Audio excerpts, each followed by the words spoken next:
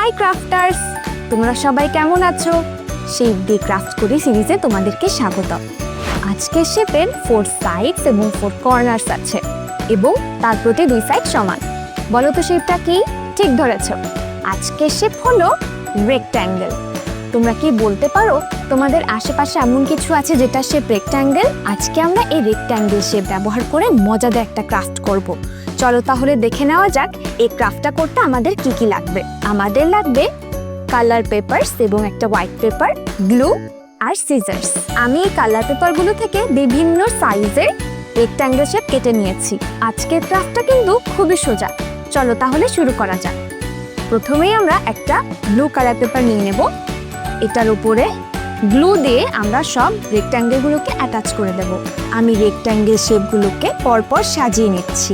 তোমরা চাইলে আঙ্গুল দিয়ে গ্লুটাকে স্প্রেড করে নিতে পারো অথবা যে কোনো কিছু ইউজ করে গ্লুটাকে স্প্রেড করতে পারো, যেমন কটন বাডস। আমরা কিন্তু ক্রাফট করার সময় সবকিছু অনেক নোংরা করে ফেলি, তাই ক্রাফট করার পরে আমাদের সবকিছু ভালোভাবে গুছিয়ে রাখতে হবে। দেখো তো এটা কিসের মতো দেখা যাচ্ছে?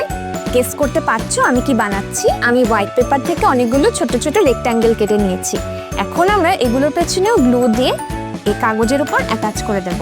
এখন তো বুঝতে পারছো যে আমি কি বানাচ্ছি, তাই না? এখন আমি এখানে একটা সার্কেল বসিয়ে দেব, নীল আকাশ আর একটা হলুদ রঙের সূর্য। আর হ্যাঁ, সাদা কাগজ দিয়ে আমি এই ছোট ছোট ক্লাউডসও কেটে নিয়েছিলাম। এগুলোকেও এখন আমি এখানে অ্যাটাচ করে দেব। তোমরা কিন্তু চাইলে যে কোনো রং বা মার্কার দিয়ে ছবিটাতে আরো অনেক ডিটেলস করে দিতে পারো। আমাদের রেক্ট্যাঙ্গেল দিয়ে ক্রাফট করা কিন্তু শেষ। কি ছবিটা সুন্দর না? তোমরা কিন্তু চাইলে এই ছবিটা তোমাদের কোনো ফ্রেন্ডকে গিফট করতে পারো কিংবা দেয়ালেও টানিয়ে রাখতে পারো। এখন একটা প্রশ্ন, এই ছবিটা যদি একটা রাতের ছবি হতো তাহলে এখানে কি চেঞ্জ হতো বলো তো?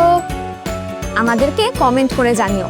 আর আমার সাথে এরকম মজার মজার শেপ দিয়ে ক্রাফট করতে চোখ রাখো কিডোজে।